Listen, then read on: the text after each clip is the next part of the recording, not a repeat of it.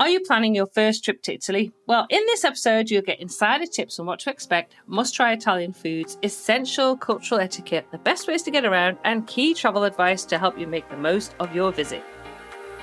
Hi, and welcome to the Global Travel Planning Podcast. I'm your host, Tracy Collins, who, with my expert guests, will take you on a weekly journey to destinations around the globe, providing travel inspiration, itinerary ideas, practical tips, and more to help you plan your next travel adventure.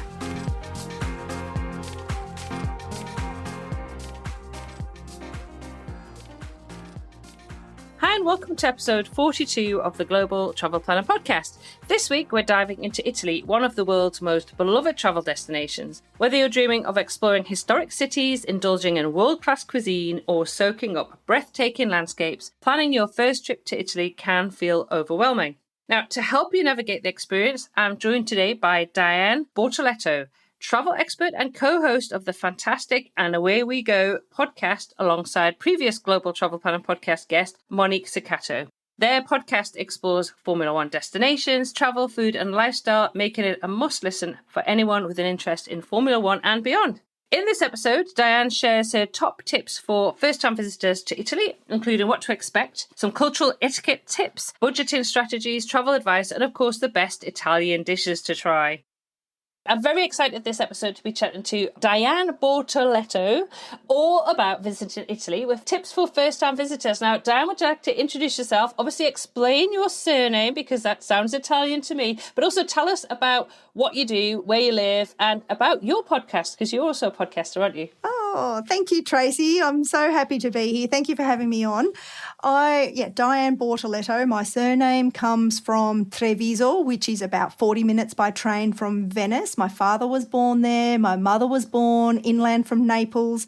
They immigrated to Australia as children. They met in Melbourne. I was born in Melbourne. I've been to Italy a lot. I lived in Rome for 6 months and I've been to Italy, 20, 30, 40 times, a lot. Every time I go to book a holiday, I do try to go to other places, but Italy always ends up being where I go. It draws you back. Yeah. And my podcast, thanks for asking, is called And Away We Go, F1 podcast, which is a podcast about Formula One, which is another passion of mine, and travel that I co-host with Monique Ciccato, who's been on your podcast as well, Tracy. That's me. Brilliant. So, thinking about this episode, we are talking about tips for first-time visitors. So, we're really thinking about those people who've never been to Italy before. Wow, you're going to have an amazing time. Absolutely amazing time. So, what would be the key things that people should know? All right. Well, firstly, get excited because you're going to one of the best countries for tourism on the planet. My biggest tip, and I'll say this 100 times to everyone, is pack light. Pack light. Like dragging suitcases over cobblestones, up and down stairs in train stations. Not all the train stations have lifts and you need to go underground sometimes to get to another platform. It's not fun dragging a heavy suitcase, so pack light. Number one tip. No, that is so true. I'm just going to totally agree with you with that one. Absolutely, 100%. And if in doubt, leave it home because the shops in Italy are pretty amazing and you'll be able to buy whatever you need. So just really don't stress. And that's the other thing. Don't stress about dress. A lot of people think, oh, Italians are so stylish and, what am I going to wear? And they want to look nice. Like, yes, okay, we all want that's nice, but the only thing you really need to worry about as far as dress goes is covering your knees and covering your shoulders when you want to go into a church. The rest of the time, you're, even me, who with Italian heritage, 100% Italian blood, I still look like a tourist in Italy. So, it's impossible to avoid looking like a tourist. So just go with it, just relax and don't worry about what you're wearing. So that'd be my other tip. A big tip when you first land, especially if you're landing in Rome, there is a flat fee from the airport in Rome to the centre of Rome. It's €50. Well, it was when I was there several months ago, and it's been the same for several years. So pretty sure it'd be close to €50 still. And if there's more than one of you, it's much better value than taking the train, and easier because you often get dropped at your hotel or where you're staying at the door. Rather than a train station, then you're going to have to navigate from the train station to get to your accommodation. So you're either dragging your suitcase over cobblestones or having to get a taxi anyway. And the train is about 28 Australian dollars, which would be, in pounds, it's probably about £14. 14 pounds, somewhere like that. In US dollars, I guess that's about $20, I would say, around about then. To be honest, I mean, when we landed in Rome, I went with a friend at the beginning of November, and we organised the pickup, but it was $50 right to our Airbnb, so that was really easy. Yeah, much totally. easier, less stressful. Exactly. Yeah. Especially for us, coming from Australia, it's a really long flight. So the last thing you need to do is be tackling public transport, I think, when you first get there. Another tip for first timers, if you're planning to travel around Italy and see the big ones, Venice, Rome, Florence, which a lot of first timers want to see, which is fair enough, book your trains in advance. The Trenitalia website is in English. It's really easy to navigate. And if you book 4 weeks in advance or more, then you can save a stack of money. Plus, often, and this was the case with us when we travelled last year, the business class fare was like €2 or €3 more than a standard class fare. And business class is so much nicer. You get a bit more space, you get better service. The carriages, when you get on, are closer to the entrance of the train station rather than at the other end of the train where the economy, cabins are. So book your trains in advance. You'll save a stack of money, and and you can reserve your seat as well, so you know exactly which carriage you're getting on, which seat you're sitting in. And you can tell when you go on the platform as well, because they actually have where your carriage is going to stop at. So it's really easy. It is really I know, easy. because I did the trip from Bari up to Florence, actually, which is quite a long train trip, and then back down to Rome, and then initially did from Rome to Bari. So did quite a lot of train travel in November. And I totally attest to that. You can pay a couple of euros extra and have a whole lot more comfort. It was amazing. Yeah, definitely. That's I actually love travelling around Italy by train. I try to do that wherever I need to go, because it's just, you just get to sit back and relax and enjoy the scenery. Even at 300 kilometres an hour, it's still pretty good. And that's true. Yeah, and it's just really easy to navigate and so much less stressful. Another tip I've got is Ubers are more expensive in Italy generally than regular taxis. There's taxi stands in all the major cities, pretty close together, so you don't often have to walk too far to find a taxi stand. But there's also Free Now, which is an app for taxi, like an Uber, like the Italian Uber, which you can download and use. And the other tip I'd say is just to sort of drop expectations. Like, just Rome is a city that's big and busy and noisy and chaotic and beautiful and surprising and wondrous and full of art and full of history. But so you get, 1 minute you'll be just like frustrated beyond belief that you've been waiting in a queue all this time and, that they serve somebody else in front of you. The next minute you'd walk into this little doorway and just be blown away by the most beautiful fountain you've ever seen, or some artwork from the 14th century that you weren't expecting to see. So I would just say just to chill out a little bit when you're in Italy as well. Yeah, wander the streets and because you say I was going on a food tour actually with Devour, which was amazing, and we took the bus, but then had to walk down this long street where we're meeting everybody, and we just happened to see this doorway was open, and my friend Terry I was with, she peeked in, and there was the most beautiful church inside this building. It was just incredible, and you would never ever have known about it, not at all. There was no way you could have kind of planned it. It was just happened to be when we walked past and peeked in. Yeah. And that's the amazing thing about Italy. It's just, and it's so different wherever you travel to as well. I've just come back from Puglia, which I'd never been to before.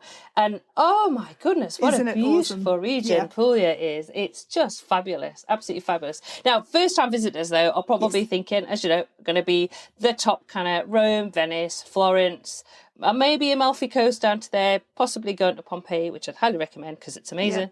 Yeah. But Pisa, let's maybe. talk Pisa, maybe. I'm not going to pronounce it properly, so so you pronounce this for me, please. The 5 towns, the Cinque Terre. Oh, Cinque Terre. Cinque Terre. See. My Italian is non-existent, Diane. Absolutely. I speak French. That I put that in my defense. I speak fluent French, so I kind of go. I can't cope with Italian as well. My brain wouldn't deal with it. But yeah, that's obviously another popular destination. Yeah. Now let's think about time of year to go, because if you have a choice about time of year, now obviously if you're in the southern hemisphere, we have a long holiday over the summer, which is the winter in the northern hemisphere. When would you say is the best time, or is there a best time to go or a best time to avoid? I would avoid at all costs August, at all costs, because that's when Italians are on holidays. Half of Rome shuts down in August. It's so hot in the cities. That's why half of Italy's on holidays. It's just too hot. They escape the cities. July is also, in Rome, it's humid and sticky and unpleasant. It's not, you have to get up early, go do something, have some lunch, go back to your hotel or Airbnb, wherever you're staying, relax for a bit, and then go out again when it cools down. That's how you have to structure your day at that time of year. The best time, look, I love May and June. It is really nice. And even if you want a swimming holiday, like a coastal holiday, June's beautiful weather in the Amalfi Coast, Sicily and Puglia, which aren't often on itineraries for first timers, but really worthy places to visit. And also on the other side of summer, like September, October, are also really usually pretty good weather-wise. Crowds all year round. Like there's not really, I think I read somewhere the other day that the only down month in Rome, like off season, is January. Every other month Rome is heaving. So yeah. And I guess this year, I don't think any month's going to be quiet in Rome with the Vatican Jubilee. So yeah, it's going to be crazy. The good thing about going this year to Rome would be, yes, there'll be probably more crowds than usual, but all the monuments are going to be sparkling, because last year they were just cleaning them all and everything was under scaffolding, and, Piazza Navona was under scaffolding, the Trevi Fountain was under scaffolding, and so now I've seen photos of friends that were there, and they're just all sparkling and white, and the marble looks gorgeous. So, there's advantages. I missed that. I was there in November and everything was covered over, and I was like, oh, luckily I've been before, but I was like, oh, this is the first time in Rome and everything's covered. But yes, I bet it looks amazing now. But I have to say, even in November, the queues and the lines to get in places were crazy, and that was November.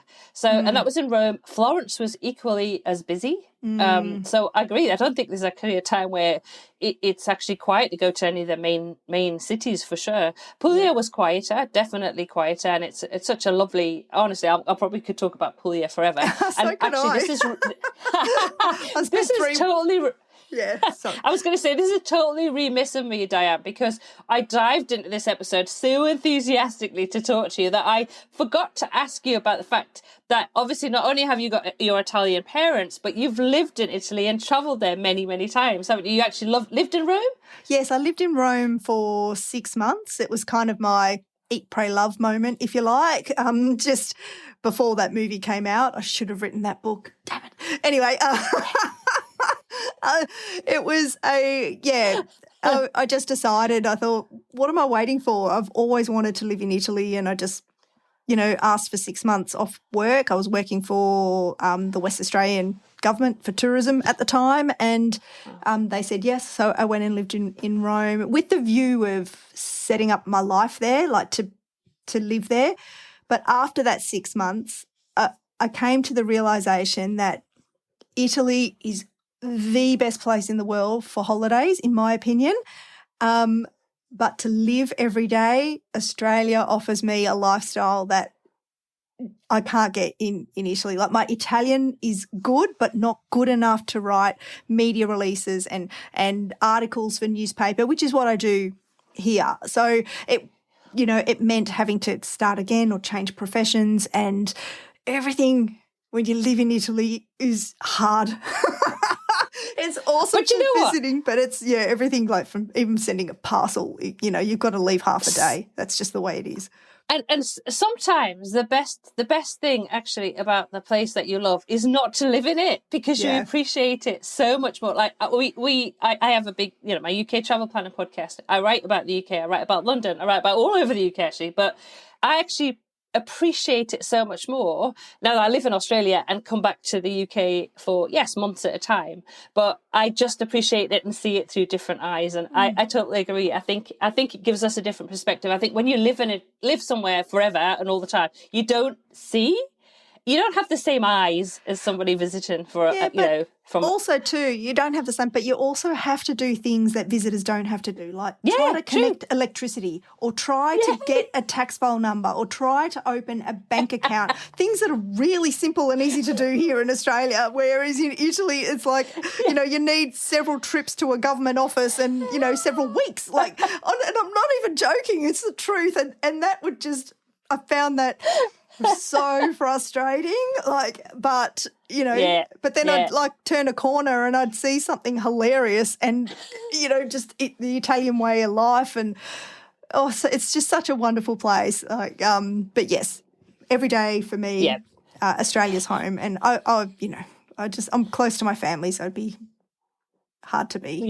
Perfect. So let's pivot back a little bit to how to get around Italy, because I know we've talked briefly about train travel, and whenever I've gone to Italy, that's the way. My niece, actually, who had a baby yesterday, I took her for a 21st, my brother's first grandson, so it's lovely. I took her for a 21st around Italy because I asked her where did she want to go. And so, of course, we travelled around by train. She didn't get the memo about travelling light. So she ended up actually ditching quite a few things along the way as she purchased new things. Yeah. So train would always be my first choice. But obviously there are other ways to get around. I mean, let's talk about driving, I guess. Right. Would you? Yes. Well, I spent 3 weeks last year driving around Puglia, which is, as far as driving in Italy goes, pretty tame. And that was hugely stressful. So some tips, like train, 100% would be my first choice. Places like the Amalfi Coast, I would say to travel by boat or ferry rather. You can get a private driver to take you, but especially if you're going to like a smaller place, perhaps in Tuscany, like outside of Florence, a private private driver, yes, you'll pay a little bit more, but the convenience is sometimes worth it. But driving, okay, my top tips for driving in Italy would be to bring a phone mount for your car. So nearly everyone's got has their phones on their car. Take that with you so you can put it in your hire car, because you need the Google Maps. Like there's or maps. And for that, so you need to download Google Maps beforehand. So if you've got no mobile coverage, that the maps will still work and give you directions. But also buy an eSIM or get a local SIM card so you've got network coverage in order to get directions, because there's nothing worse than being lost in a foreign country where you're not understanding the signs. You don't always understand how the signs work, what they mean, different symbols. And so we're so reliant on our phones for directions these days. Like the days of having a big street directory or maps, they're gone. So that would be my number one tip. And have a charger. Bring a mount that can charge to your phone as well. I did that in Puglia, and it was relatively we didn't get lost, not once, even with my mother chatting to me the whole time.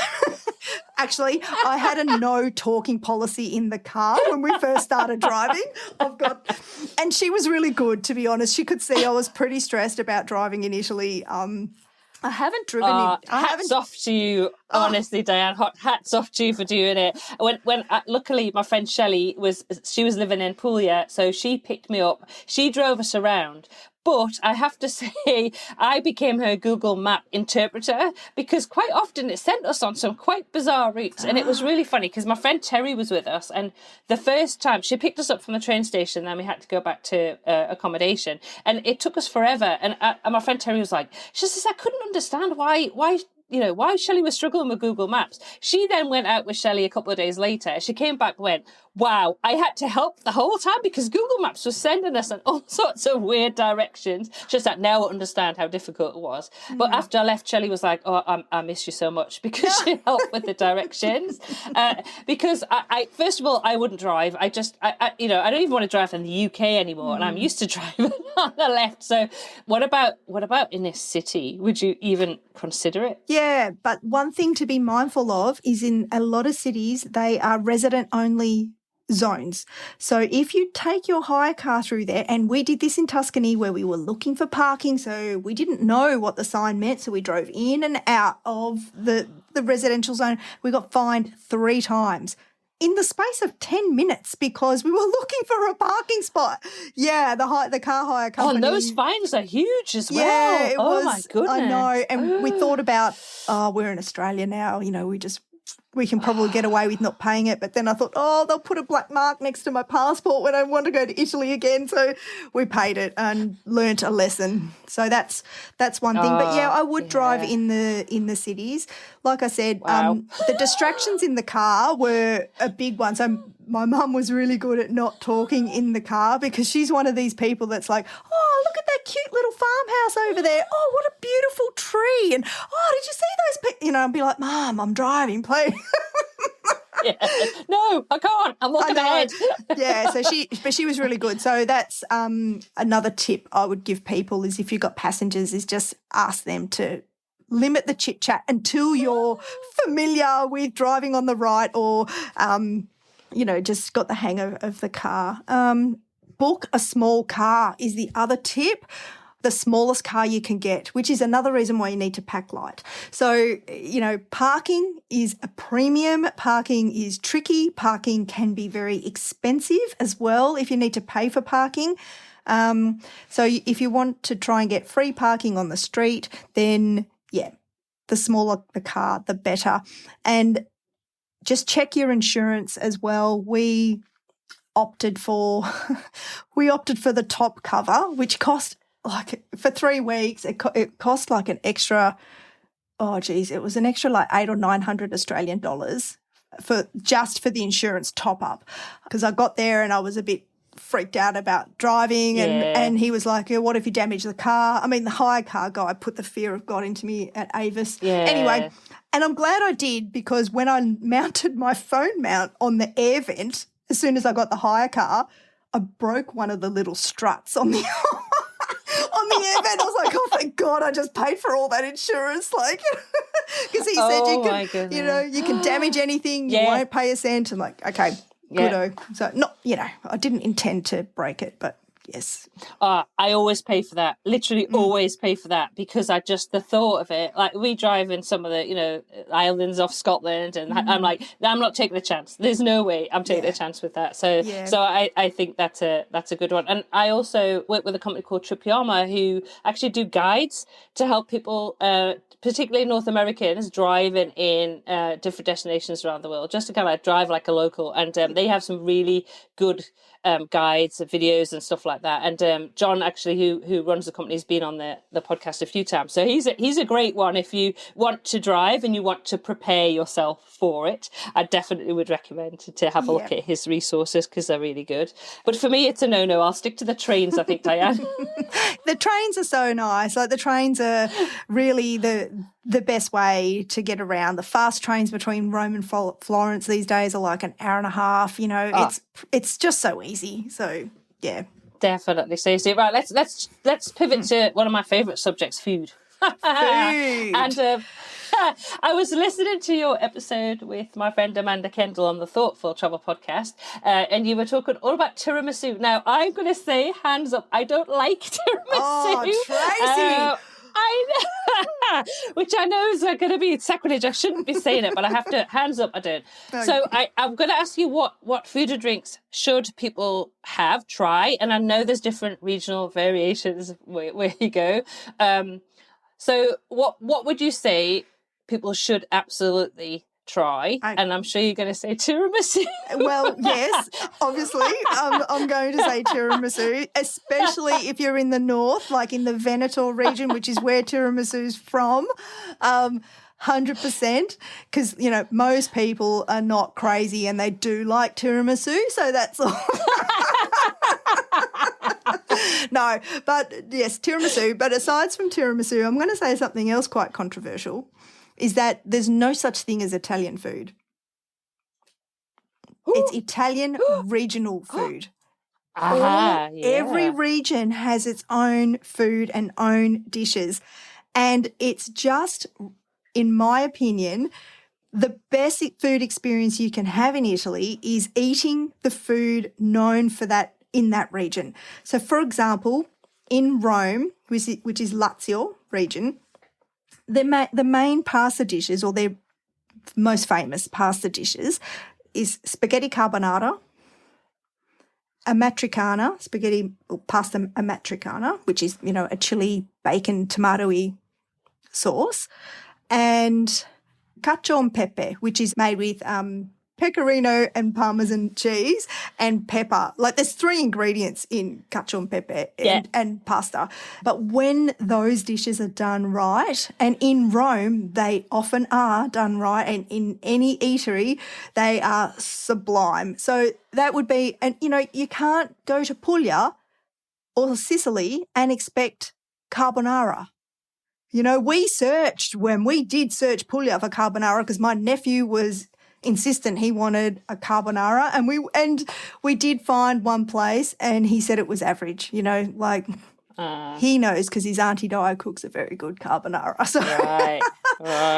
yes, so try the regional foods. You know, in Florence, it's bistecca alla fiorentina, is steak essentially, and it's steak that comes from the Chiarano type of cow, a special breed of cattle, and it's usually very big, like a big T-bone steak, and seared and quite rare, medium rare in the middle, and that's the way you want to eat it. And it's salt crusted. It's delicious, like delicious. I saw it everywhere in Florence. I have to say now all the restaurants seem to kind of show the meat. Yeah, It's now on display, which apparently is a fairly recent thing. And I have to say about those 3 pasta dishes that you mentioned in Rome, I did the tour with Devour, and just now I'm going to pronounce this wrong again, so you're going to have to help me. Is it Trastevere? Trastevere. That's it. Trastevere, which is a neighbourhood in Rome. Yeah. Yeah. So we went there and we went into this fantastic restaurant, beautiful restaurant. In fact, there was pictures of lots of famous Italian actors and actresses in there, but family run. And we had those 3 pasta dishes that you mentioned, small portions. Oh my goodness. Oh, wow. Yes. Delicious. Yeah. Just delicious. Yeah. And of course, there's way more other dishes that Lazio and Rome are known for. But yeah, they're the 3 sort of most famous ones, and the 3 that you really have to try when you're in Rome. Also, the number 1 rule, well, my rule when I go to Italy, is a gelato a day. Every day you have a gelato. That's just, life's for living. Italians know about pleasure, and gelato is just one of those things that, don't deny yourself, people. At any time of year, at any time. It was really cool when I was in Rome and seeing the mums picking the kids up from school and then getting a gelato for the kids. I saw that all the time. Every day the kids would have a different gelato, and you could see. And you cannot beat Italian. I mean, like, do you have a favourite gelateria? Oh, I like in Rome. I like Grom, which is it's a small chain. Or actually, it might be a bigger chain now. There's several Grom gelaterias around the city, and I like them because their gelato's made with no additives, no preservatives, all natural ingredients, which is what you should look for. A tip that I've been told is that if the gelateria has a cover over the gelato, over the ice cream in the cabinet, so it's not, you know, open to the air and piled high, then that gelato is better quality and not full of preservatives and additives and whatnot as the ones that are in the open air, which need all that other stuff in it to keep the gelato servable, malleable. Yes. What's the word? Yes. Yeah. So fresh, I don't know. Tasty. Fresh, yeah. And obviously, go for your life with flavours. They do every flavour you can imagine. The most unusual flavour I had was almond and rosemary. Oh, wow. I know. It was amazing. Was it good? Yeah. Like, I'm still thinking about it. Like, years later. Yeah, it was really good. You know what? I ate so much pistachio gelato that I can't eat pistachios at the moment. And I love pistachios, but I just had so much of the best pistachio gelato I've ever had in my life. Actually, the best was in Rome, and it was just, I still think about it, but I can't eat pistachios because I'm like, no, I need to have a break for at least about 6 months, I think, because I ate so much. What about drinks? What should we drink in Italy? Well, of course, Prosecco, which I'm sure all your listeners know what that is. Spritz, of course. I'm sure, you all know what that is as well. So having a spritz. So the guideline, I should say, is that you have a spritz before dinner. It's an aperitivo. It's something it's bitter. You have it to awaken your taste buds. And what I love about having aperitivo in Italy is that, you order a spritz, and an aperitivo hour is like from 4 till about 8 p.m. before dinner. Aperitivo hours. Is that they serve they serve your drink usually with some crisps or some nuts or some snacks of some sort, and they can be quite substantial sometimes. Sometimes you can just go out and have drinks and aperitivi, which is the name for the snacks, and that's enough, especially if you've had lunch, so been out for lunch. So definitely. And spritz not with a meal. With a meal, have wine, have water, have beer, not. I probably committed loads of faux pas by having spritz just all the time. I think when I was eating it before and after. Never mind. Yeah, look. Now, coffee is a big thing. Coffee is a massive thing. And coffee in Italy it's almost like fueling up a car. You go into the cafe, you order your espresso or cafe, which is an espresso, which is a shot. You can have a double shot or a long coffee or a cappuccino, and you just drink it there at the bar, and then you get on with your day. If you want to sit and linger at a cafe, and that is sometimes nice to do, it will cost more, and there'll be service, like they'll bring it to the table. But cappuccinos are a breakfast drink in Italy. I've been in Puglia actually with friends years ago, and an English friend asked for a cappuccino after lunch, and the waiter just went, no. And she was like, but I would really like a He said, no, the machine is clean. We have this for breakfast. We don't have any cappuccinos.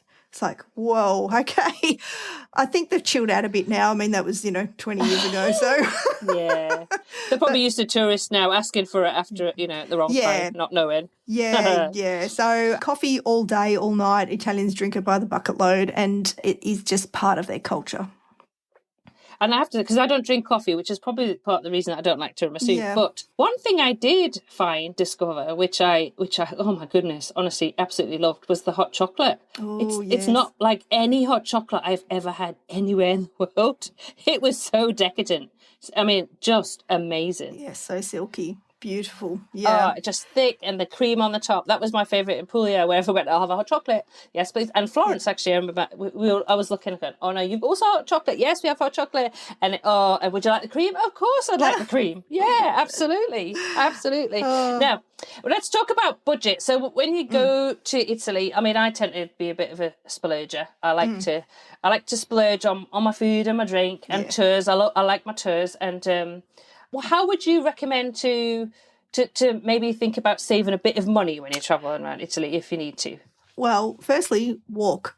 In the cities, just walk. The cities are quite compact. Like, I'm talking Rome, Florence, Venice, I guess, because these are the ones most first-timers to Italy will want to visit.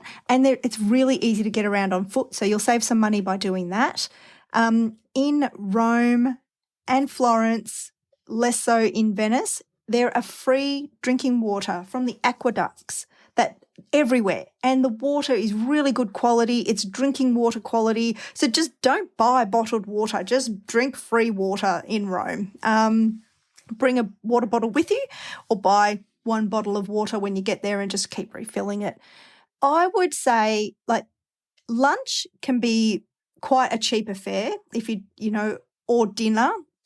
I don't know, Tracy, like at sort of my age now, and I'm, in a sprightly fifth decade, that I don't want to eat two massive meals and just feel heavy and bloated all day. So if you're going out for lunch, then for dinner you can just have aperitivi and drinks. Or, or for lunch, just have a panini, which is a sandwich, and water or a soft drink or something. And then, and it's really easy to eat cheaply in Italy. One thing I would say, don't go to any restaurants where there's A-frame signs out the front with pictures of the food. Like, that's a dead giveaway. It's a tourist trap. Look for restaurants where the Italians are eating, which might mean you have to walk for an extra 2 minutes or take a turn down the laneway. But, walk past if they look like Italians, and you'll be able to tell because they'll be waving their arms around, all speaking Italian. It's true. It's not the stereotype. It is. Then, the chances are it's going to serve good food. If the restaurant's full of tourists, that should just be your warning sign to keep walking and go eat somewhere else. The only exception I would make is if the restaurant or cafe or whatnot is in a really beautiful location and you want to sit there because you've got a view of the Colosseum or you've got a view of St. Mark's Square or something like that in Venice. So they would be kind of my only exceptions to that. And those restaurants too are often way cheaper than the tourist traps anyway. And getting out of the big cities and going into the small towns, that's where Italy is just amazing. Like, and you can just eat so cheaply in those small places. Like, in Puglia, just trying to think what the cheapest plate of pasta we had was probably €5.50. Like, come on. I mean, you can't even buy the ingredients for that. It's just, And so good. I mean, honestly, I think I probably ate my body weight in Puglia with just really good food. It was so good. It was fantastic and not, as you say, not expensive. We went to this. Shelley took me to this fantastic pizza restaurant, and it was packed every night. I think we went on a Thursday, and the whole waiting area was packed. Everybody was Italian, so that you were going to a really good place when you go to that. What about cultural norms and etiquette tips? What do I need to know so that I don't put my foot in it? Not ordering a cappuccino after lunch would be one, but going to churches is just dressing appropriately, like covering your shoulders, covering your knees. Yeah, just being respectful like you would if you were visiting someone's house, like you're in someone else's country. So, it's quite Western Italy. Like there's not a lot of, cultural things, but in churches as well, I guess, is that like if there's people there praying, don't walk in front of them with your camera, getting photos, like just, the art in, like I've got maybe a dozen photos of inside a church out of all of the trips and all of the times I've been to Italy, because sometimes you're just better off to absorb the moment, etch it in your memory of how beautiful that place is, buy a postcard, buy a book, buy a souvenir, so if you want to remember what it looks like. So taking photos they allow it in some churches, but I still think it's a personal thing. I don't like to do it. Yeah. Okay, no, perfect. Right, so I always end the podcast. I can't believe we've been chatting for about 40 minutes already. Can you? Wow. I always end the podcast with the same question. On both my UK travel plan and this podcast, I always ask the same question, so everybody expects it. It's really funny. I get asked this all the time. It's like, we wait, or I get people telling me, we know we're going to get that last question. We always want to know what the person's going to say. So what would be the one tip that you would say absolutely categorically for somebody visiting Italy for the first time? Oh, I can't say one. I can't choose one. But if you're making me, because I'm making you, Diane. Because I've already said pack light. So my other one would be try not to jam pack too much in. Part of the beauty of being in Italy is just being. And, you know, the Italians are famous for doing nothing and enjoying life. Like dolce far niente means the sweet art of doing nothing. Like, so you just want to allow time to, you know, to walk around. Like la passeggiata, the walk before dinner is a ritual that a lot of Italians do. You know, to do that, people watch. The people watching in Italy is fantastic. So just allow your time to just be rather than a schedule of be here, be this, and ticking things off, because it doesn't matter if you don't see every single church or every single museum or every single monument. It's just a great excuse to go back another time. So take your time, put the map away, walk, get lost, and enjoy your surrounds. Perfect. And plan your next trip, because honestly, I just don't think it's possible to visit Italy once. Gosh, I've been, I don't want to say 40 times, maybe it has been a lot. Like I've been a lot, and there's still regions I haven't been to. There's still cities I haven't, like in Puglia, and I've been to Puglia 3 times and spent 3 weeks travelling around there just recently that I haven't. So, you know, there's so much in that little peninsula. It's just packed. You're going to love it. Like plan a trip to Italy now. Like just you can't go wrong, honestly. No, you can't. Absolutely, you definitely can't. So you're going to be on an episode in a few weeks' time talking about Amalfi Coast. Mm-hmm. But for this episode, Diane, thank you so much for joining us on the Global Travel Plan podcast. Thank you very much. And if people want to hear more from me, and if they like Formula One, they can listen to And Away We Go F1 podcast, which is a new podcast that I've just launched where we talk about travel, but mostly Formula One. Oh, that's brilliant. Thanks again, Diane. It's been great to chat with you this week. Thank you for joining us on this episode of the Global Travel Planning Podcast.